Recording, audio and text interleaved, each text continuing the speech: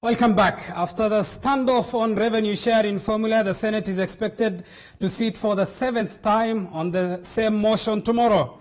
This comes shortly after Senate Majority Chief Whip Irungu Kangata met in what seems to be lobbying after lobbying members of ODM and Jubilee at Kotu Secretary General Francis Atwoli's home in a bid to strike a consensus on the matter. The senators have, however, agreed to disagree the 7th time tomorrow, and that forms the basis of our discussion tonight on Pundits Night. Good evening, I'm Abubakar Abdullahi. Let's bring in our guests tonight.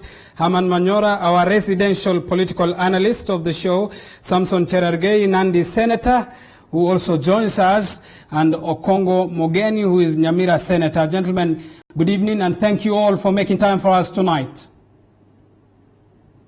Thank you.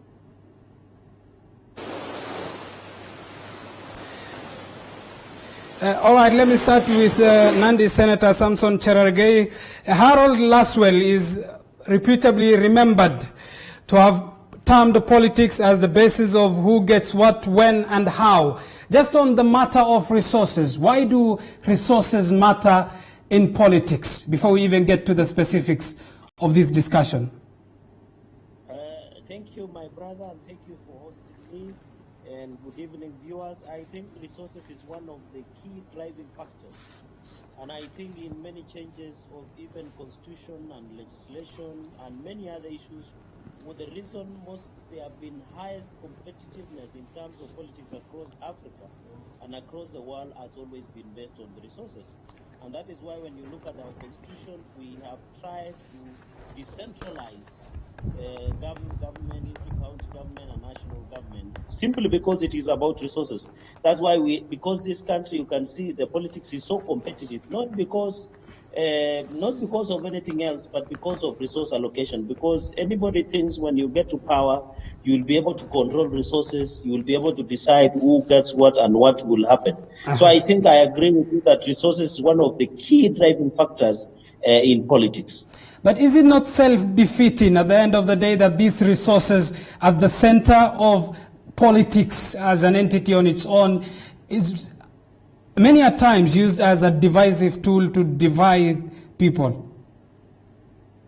No, I don't think that resource allocation most of the time is being used to divide people. If you get a government in place that will always use resources as a tool of equity and fairness and equality, then you don't say it divide the country.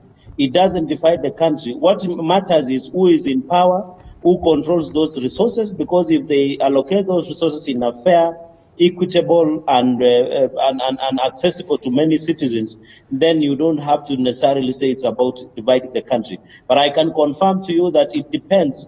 But there is a perception also, I don't know whether it's colonial relic or something else, that anybody who is in power, the people, the tribe, or the region they come from, will always get the lion's share of the national cake.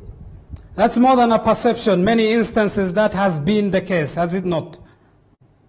Of course it has been, and history will direct us to this. All right, I understand we also have our residential analyst, Herman Manyora, who can hear me now. Herman, good evening. Thank you for making time for us. Just on the context of why resources matter, from an analytical point of view, why do resources matter in politics? Just for the broader perspective of our discussion. I told them they should not delay this program. What wanalala?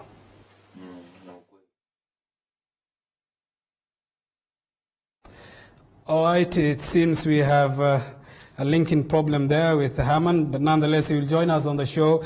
Let me get back to you, Senator Samson Cherargei. We are talking of resources tonight. We are talking of resources tonight primarily because of the standoff and the disagreements that have been in the Senate on the implementation of the formulas. First, why is it difficult in reaching a consensus among senators, your colleagues? Thank you, and I think it's an honor to have this discussion through TV47, and it's an honor to engage Kenyans one-on-one.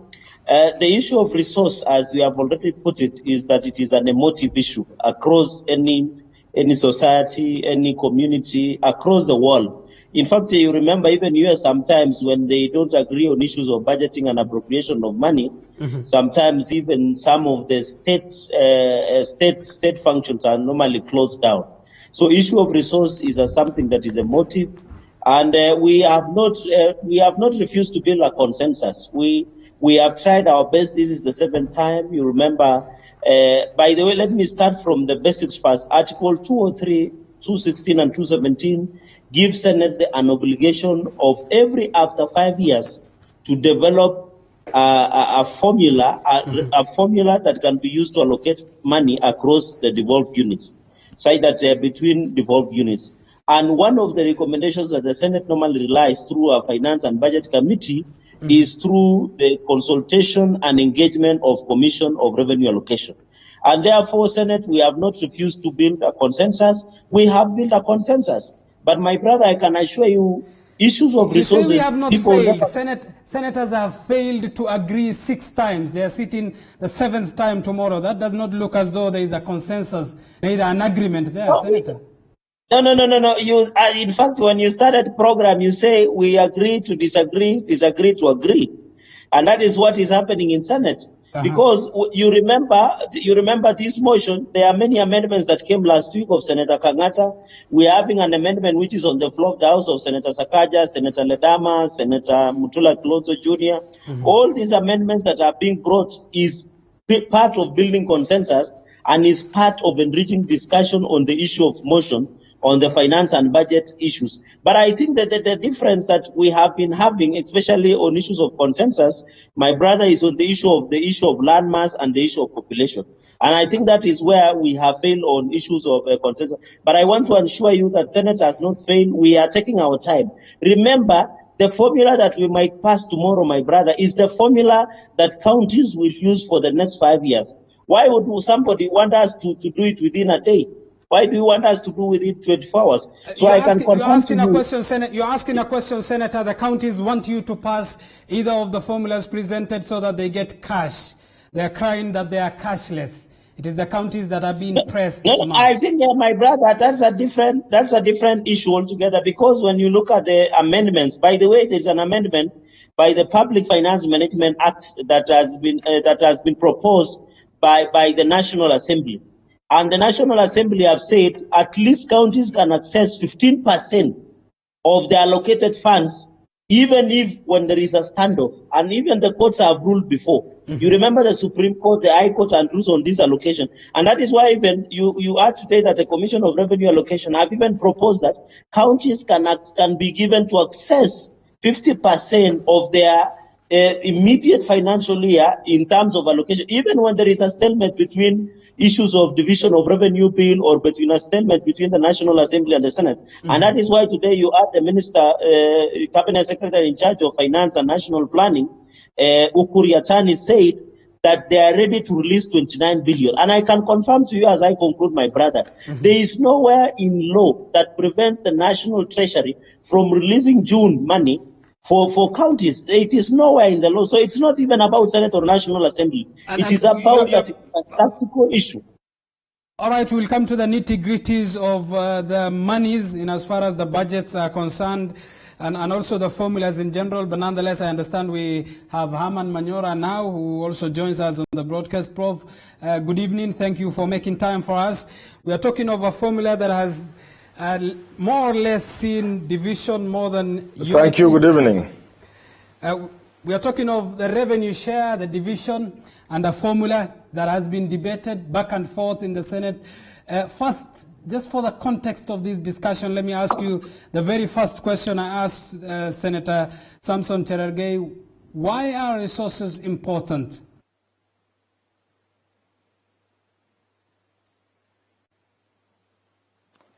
You see, it is at the heart of everything. It is what politics is about, is what statehood is about, is what even a family is about. It's about resources. We survive on resources. It's about livelihood. So at the national level, then we are talking about how you distribute whatever little you have. And always remember that resources are scarce.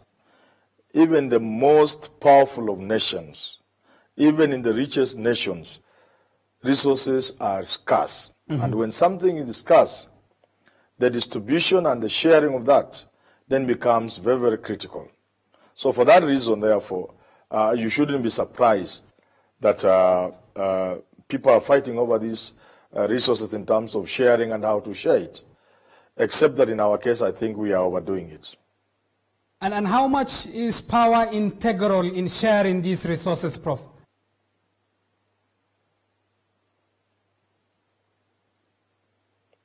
It is everything. Because you see, why do people want to be in power? What is politics really at the end of the day? People want to be in power to be the ones distributing the resources. The simplest definition of politics is something that has to do with who gets what, when, and what goes where. So it's at the heart of politics. So power then is what people go for. And why do they go for power? So that they're the ones with the knife to cut and share whatever little that the society or a country has. Of course, even in America, there will be institutions that ensure that the president of the country does not have a free hand, but still he has enormous powers to be able to determine.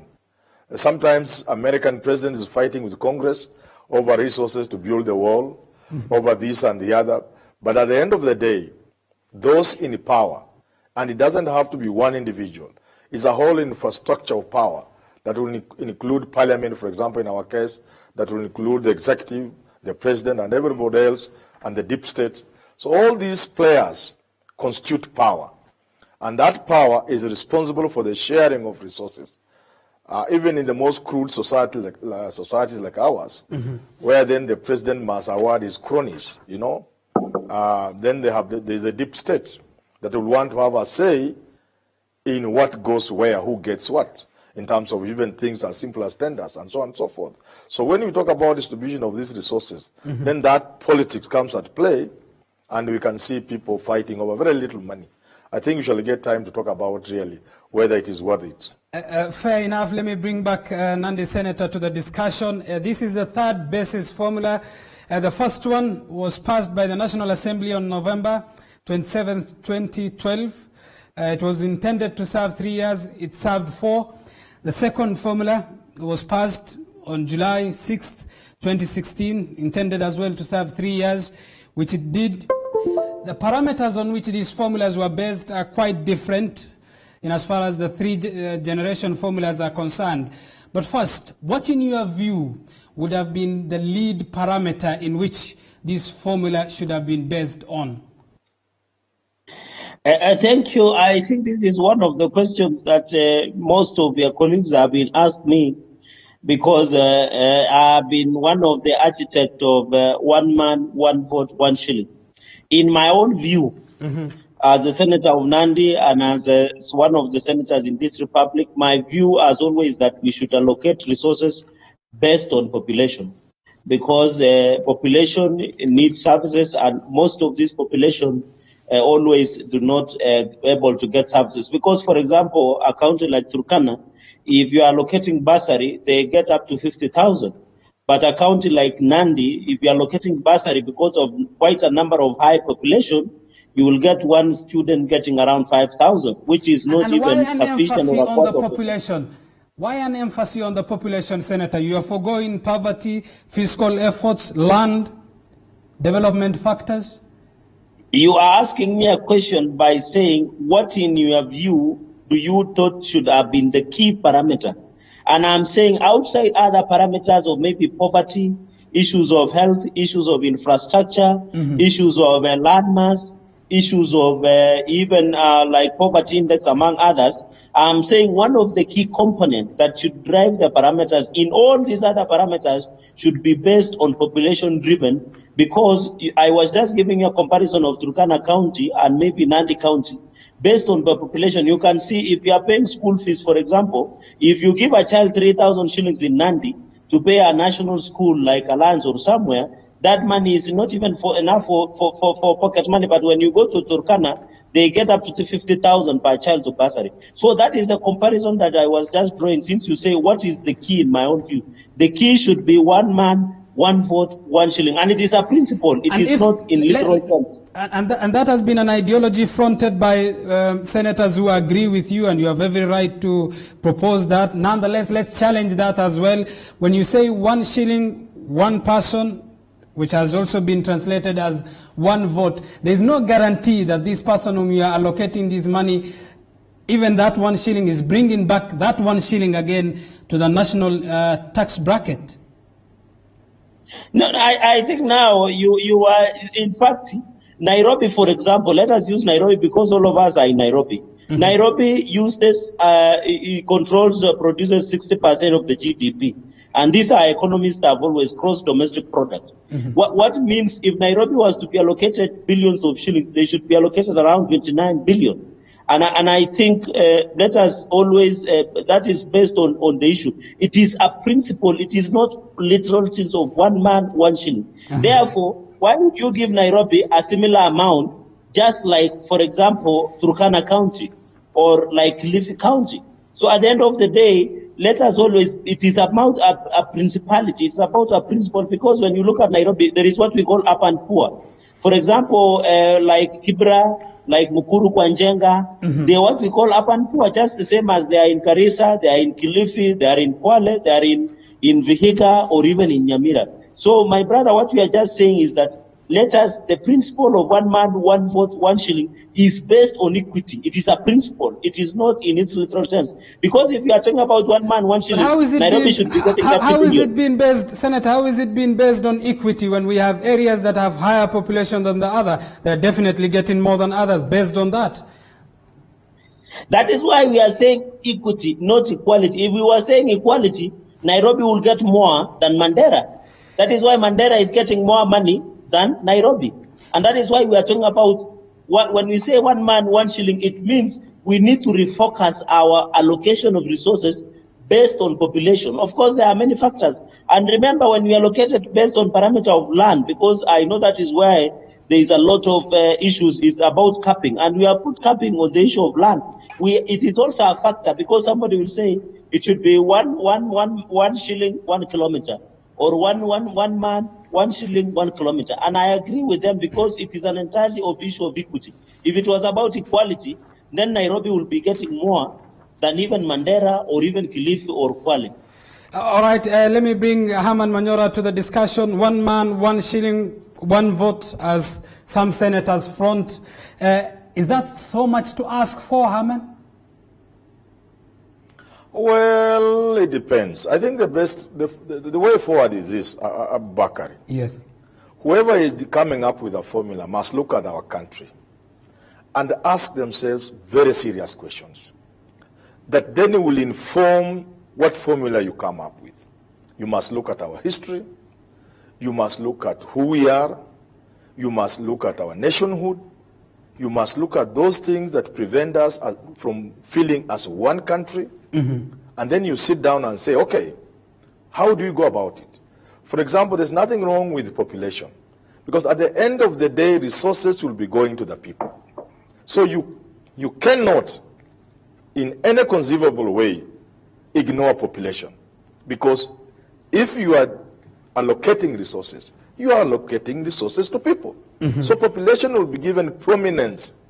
But let's look at the senator's argument. Mm-hmm. That a kid, somebody in Turkana will get a bursary of 60,000. In Nandi, who are my neighbors, somebody will get 5,000. In Vihiga, they get as little as 3,000. But also remember, the people of Nandi, the good people of Nandi, have many people who since independence have gone to the highest levels of education. Mm-hmm. So if you are looking at how many degrees you can get in Nandi and how many you can get in Turkana, then you begin to see that there will be nothing wrong with somebody in Turkana getting a bursary of 60,000 and somebody non-negating the 5,000 is talking about. Haman, you bring about you bring about questions of marginalization and areas that have lagged behind. We'll come to that discussion. Course. We'll come to that discussion a little bit later. But has it not been the case as well, Haman, on this point, that there are counties that some feel have received billions of shillings over the last 7 years, that the devolution has been in place with little to show for? You see, I really don't know the direction our discussion will be taking, but you see, that's one of the things I wanted to say. You see, there's so much emphasis on how we share these resources. Those senators have a responsibility placed on their doorsteps to ensure that governors do not misuse the resources. How much have senators done in that regard? If you ask me, I'll say almost nothing. Because truth be told, much as devolution has brought a lot, in some counties people are seeing tarmac for the first time. I'm told even a Syrian operation was done for the first time during this era of devolution in some county. Much as that is the case, it is equally the case that billions of money that has been devolved has been lost to corruption. What has Senate done? So as they fight over this formula, they must also realize that it is their responsibility to ensure that whatever little goes to the counties is then spent in a manner that you can see the results. All right, Haman, thank you for that thought. I understand we have a lot to discuss. Nonetheless, we need to take a short break here on Pundits Night. Remember, you, the viewer, can be part of this discussion. Text us on 22047. Call in on the number on your screen. The hashtag to use is Pundits Night. We'll be back after this break.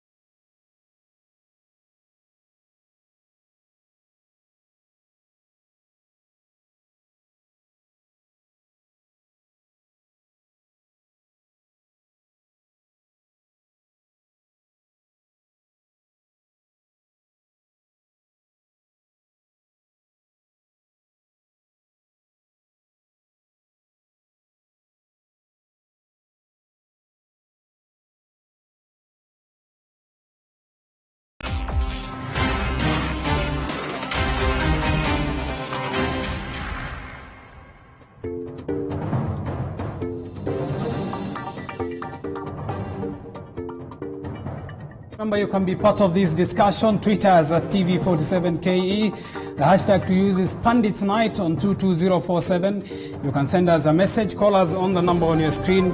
We're making sense of the revenue sharing bill, the division hence. And joining us as well is Taita Taveta Senator Johannes Mwaruma.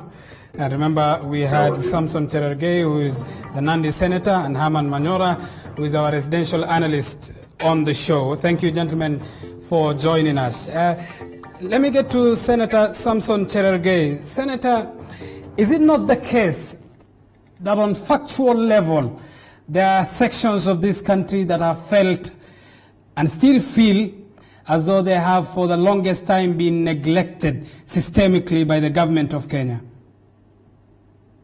Thank you. I agree. That's a fact, and facts are stubborn.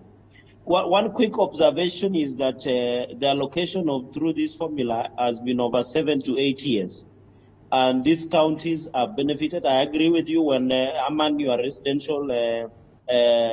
residential political analyst, and yourself, you have asked that these billions that have gone to counties, what has it done? Number two, that is why the Constitution is cognizant. And Constitution agrees. When you read Article 204 of the Constitution, it provides for equalization fund.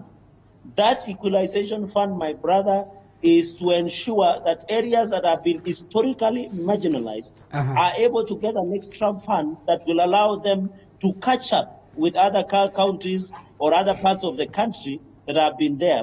Let me finish by saying, although this fund has now need to be operationalized, and I want to tell Parliament and my colleagues we should fast track the operationalization of the equalization fund so that it achieves its objectives of creating extra funds or extra cash to counties that are seem to be marginalized or that have been marginalized over the years.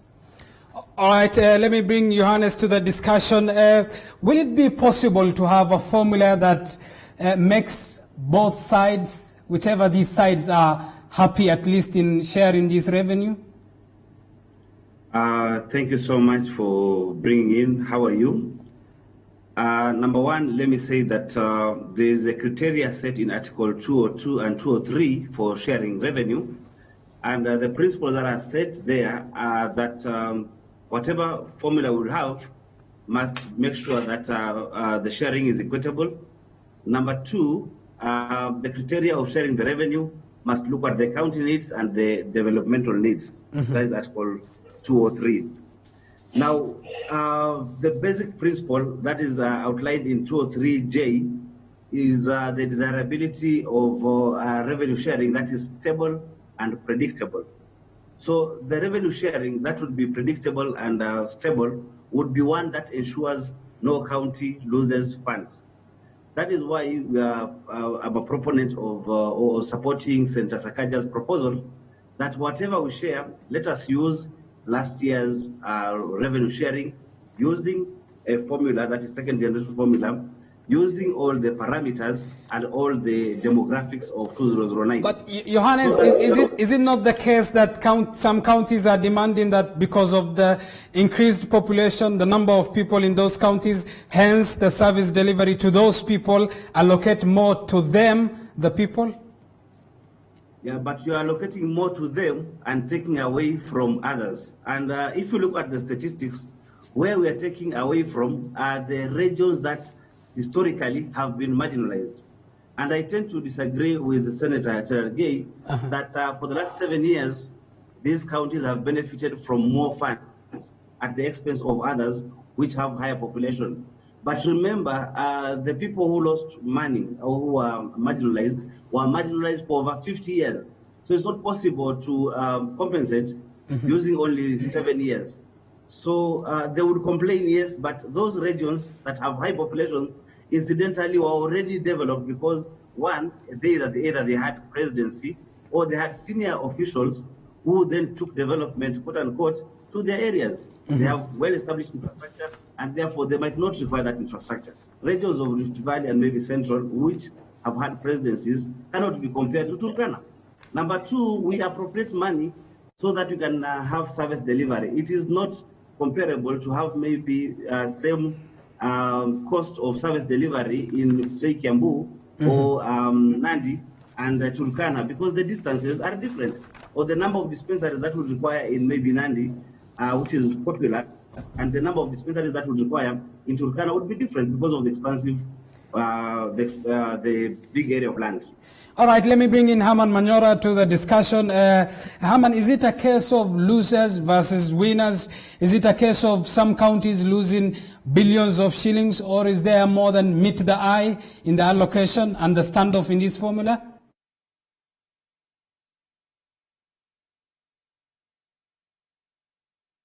Really. So long as the 316 billion shared last year was going to be the same amount being shared again, and you come up with this formula, and the result of that is that some counties are going to lose in absolute terms. That last year I got 5 billion. Now, because of this new formula, I'm getting 4.5 billion. Why did they have to do that, honestly? Why did you come up with an absurdity? They have simply created an absurdity. Remember, we might also come up with another absurd situation where I don't mind getting 10 shillings so long as you, Abubakar, get 7. I have nothing with getting 10 is good for me so long as you are getting 7. If anybody moved you to 9, which is close to my 10, I'm annoyed. We are almost getting that stupid, absurd level, you know. So knowing that this 316 was going to be maintained, like the senator from Taita Taveta says, then it was actually not intelligent on the part of those who are doing it to have come up with this formula. And that's why I have been arguing myself. Why is Senate creating all this hulabalo because of 316 billion? Why don't we move to 500 billion? This country can afford to give counties 600 billion because the Constitution talks about a minimum of 15%. You can go beyond that. You can hasten the process of auditing accounts so that you are basing the distribution on what happened, on what was spent last year. You can stop theft and the plunder of our resources and avail a lot of resources to the counties. But the bottom line is, this chaos is because of that absurdity, where somebody comes up with a formula knowing very well that counties like my Vihiga County are going to lose money. See, that's where the problem is. They shouldn't have done that. And let me bring something up with this formula. They should have made sure that they were moving from 316 billion as equitable share to say 400 billion. That then would have catered for this, the feeling of losing what you had last year. And you can imagine in trying even to manage your own home. If you have been living on 10,000 for the past 5 years, and somebody says now you are going to live on 6,000, the idea of getting less than you got last year, even at a personal level, it becomes very difficult to manage your resources if they are being dropped instead of, at the very worst, being maintained. Ideally, it should go up. Now you are telling counties you are going to lose so much. I think that doesn't make sense to me. All right, let me bring Nandi Senator to the discussion. Senator, it's more than losers and winners, but how do you convince counties that are losing a staggering amount such as 1.9, 1.8 billion with the implementation of this formula that everything will be all right? First, let me correct two things that Senator Mwaruma said. One is that he is proposing that we should use 2009 census. Then the question should be, why did as a country do 2019 census on population and housing? All government agencies have realigned their projects and their programs in line with 2019 population census. Why would we be doing as a Senate to go back 10 years ago, not factoring in the changes of population and other issues that have changed? What Senator Mwaruma is trying to say is that Senator Sakaja's amendment, which is trying to tell senators, don't make a decision, just relax, just pass, let us maintain the second generation formula. I think that is more, it is more political and expedient to do so. Secondly, I've had your resident political analyst, Professor Herman Manyora, who is my neighbor. He comes from Vihiga.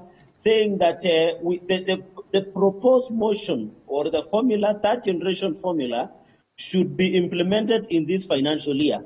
It is the same senators, including your senator of Vihiga, Senator Maruma, who decided to shoot down an amendment that we brought last Tuesday to freeze the Senate's resolution for the next 3 financial years, not to take effect in... Which were part of the Kangata amendments, isn't it? Kangata amendments were proposing that we can adopt the third generation formula, but pass a resolution to freeze until the financial year of 2024-2025. We did, the Senator Maruma and his colleagues decided to shoot down. Yet we were trying to tell them, we can pass this formula to meet the constitutional obligation, but we can delay its implementation for the next 3 financial years. Senator, which again brings me back to my question, which you have not answered. How do you convince counties that if this is to be implemented, we lose 1.9 billion shillings, 1.8 billion shillings, such as Marsabit and Mandera? 2 things. One is that 2 things that I will propose to cure. One is to fast track the operationalization of equalization fund as provided for under Article 204. Because which is still not operational. Are saying they are losing. What are you saying? Which is still not operational. It is in fact, it is already, it has been drafted as appeal. So what happens now is for Parliament to fast track its implementation. And I know the President will be more than willing to sign into law, because that law under Article 204 is to ensure they cater in for marginalized counties. Secondly, they are not losing. For example, Mandera is getting 10 billion. Nandi is getting 6.3 billion. If I'm given 1.4 billion, it comes to 7.8 billion. Mandera will lose 1 billion. It goes to 9 billion. So I am still even reaching the level of where they are. We are not in any way trying to take more money. What we are trying to say is to realign our allocation through third generation formula in line with 2019 population on housing and the population census. But Senator, you understand that realignment is coming with an expense of some counties that are perceived to have been marginalized and lagging behind because of a cut as well. No, but I'm saying the Constitution is very clear on how we can cure those counties in Article 204. Unless today those counties will tell us, don't operationalize to Article 204, just give us more money, but just leave out Article 204. Or they say Article 204, make sure all counties, including Nandi, when this fund of equalization fund, which is a affirmative fund, being set up, include Nandi and Nairobi, and also include Kwale, Kilifi, Mandera, and Garissa, all those marginalized counties. So I think the cure is in the Constitution itself, because the drafters of this Constitution knew that some parts of the countries have been historically marginalized. So they are not losing. They are not losing any money. All right, let me bring back Senator Maruma to the discussion. If one is to ask, there's a division at the national level on the sharing of these national cake to the counties. But what is stopping the counties from raising enough funds from themselves? Thank you so much. Let me first of all comment on what Senator Cherargei has said, that it is true some counties would be losing funds, and that it would be difficult to convince them that you're losing funds and it's okay, because then there was supposed to be Article 204, which was supposed to mitigate against loss of funds. And the truth of the matter is that if they were marginalized and the crafters of the Constitution saw it fit to have Article 204 on equalization fund, yet this fund has not been operationalized, it means that then these counties are not at par with the rest of the country. Number two, coming to the question that you asked me, why is it that counties are not raising their own revenue? Let me give you an example of Taita Taveta, which is a mining area and a conservation area. We have been crying to Treasury and to the government all the time, like we have a lot of mining and people are paying royalties, but the royalty fund account has not been created up to now by Treasury, so that the 70, 30, 10% can be given back to our counties in form of on-source revenue envelope. Number two, we have a conservation area, and the law, Wildlife Management Act, is very clear that 5% of whatever is produced from the conservation area, that is Savo National Park, is given back to the community. Up to now, we have not benefited from that. So if whatever we're supposed to benefit in terms of all source revenue from our resources is not given to us, then how do we develop? Number three, people have been saying that we don't give money to land, we give money to people. But I'm assuming assuming we are given a lot of resources in terms of money to invest, like in agriculture, in our own conservancies, to do irrigation in Taita Taveta, land is a factor of production. We would have produced a lot of money to feed our people and to increase our own source revenue. So the same government that has marginalized some areas in the country is the same one that is strangling them and making them not to be at par with the rest of Kenya. Number three, some people have been saying that don't give money to these counties because then there's no value for money. But the areas that governors are being pitched most are those areas that are populous and are given a lot of money. So we need to fight corruption as a country.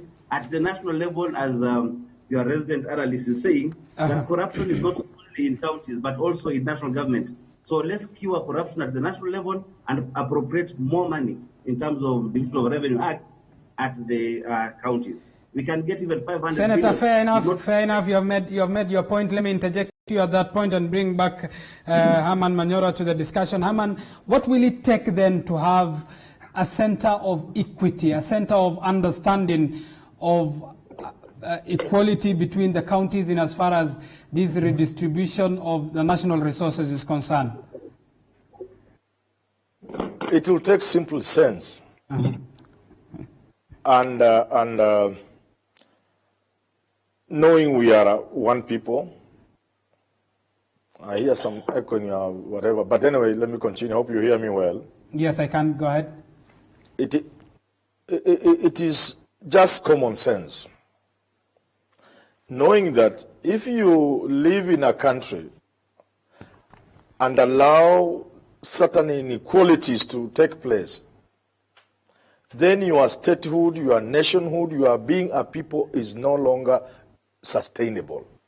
It will get to a point when it can't hold. So that should inform whatever action you take, that we are one people. However, the way I see it is simple. Let's find a way of putting a check on corruption. By our own admission from our own leaders, including President Uhuru Kenyatta when he was Minister in charge of Finance. And it has been repeated oftentimes that we lose up to 1/3 of our budget. With a budget of 1 trillion, 3 trillion, you could say we are losing 1 trillion. If you are looking at our own revenue, which is projected to be 1.8 trillion, then again you could say we are losing 600 billion. That is a lot of money. Let's find a way of containing theft of public resources so that we put sufficient resources to the county, so that the question of what formula is used may not be as important as it is now. Secondly, let's establish mechanisms of ensuring that there are structures within the counties and there is accountability on the part of the governors and that Senate does its work. You see what we've done in this country? Going to parliament as a senator or as an MP, you do not seem to understand what your responsibility is. We have given MPs, for example, National Assembly, members of the National Assembly, resources to manage as if they are the national government, as if they are the executive, instead of oversight. So I'm arguing, let's put resources to the counties, let's increase the amount of money we give them. Let us also work on oversight. Let's also improve on the structures so that governors do not have a free hand to spend money in the way they want, to spend money anyhow. Governors in counties are the engineers. They are the procurement officers. They are the experts about everything. They are even the hospital superintendents. They know about, even who doesn't have the power governors have in terms of managing resources of the county. So we need to have structures so that much as they are doing a good job, we want them to do a better job through oversight.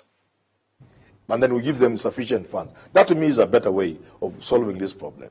Gentlemen, I understand we are out of time, but nonetheless, one final cross-cutting question. The division of revenue has also brought up political fireworks. We have seen some threatening. signaling an end to the handshake or the Building Bridges initiative. How much of a threat, Herman, let me start with you as we finalize, will this misunderstanding between the loyals of the former Prime Minister and the President be in as far as the Building Bridges initiative is?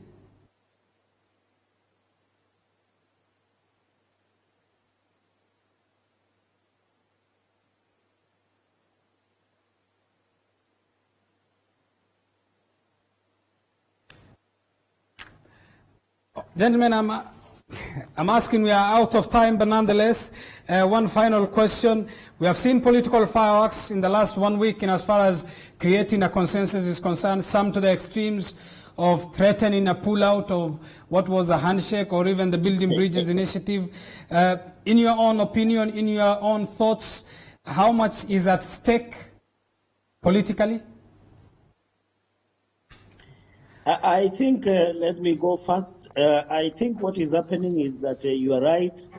It has brought a high-octane political agenda, and you have seen even the coast members of parliament the other day on Thursday did a press conference, and they want to divorce from ODM or from supporting the former prime minister.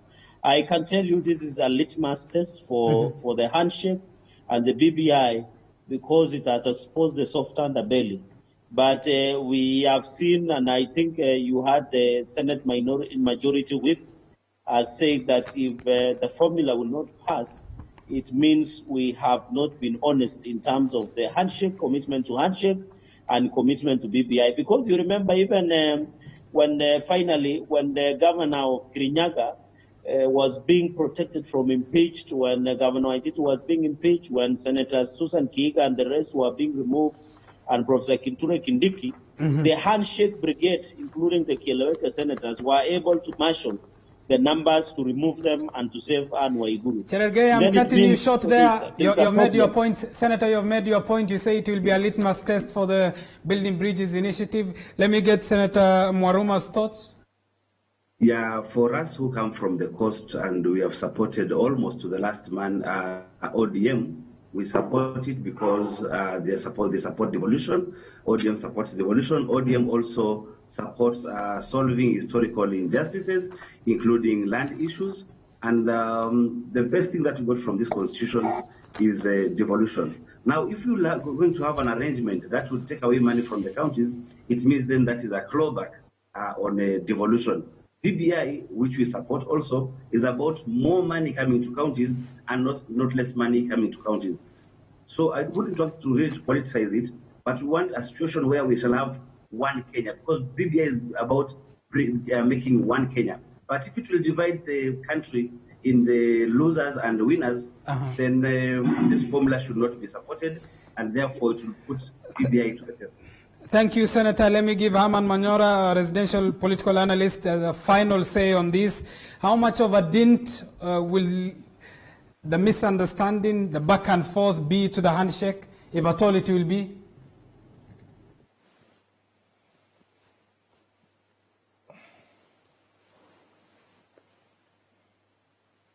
Herman, I'm asking how much of a dint will this revenue sharing divide be to the Building Bridges initiative?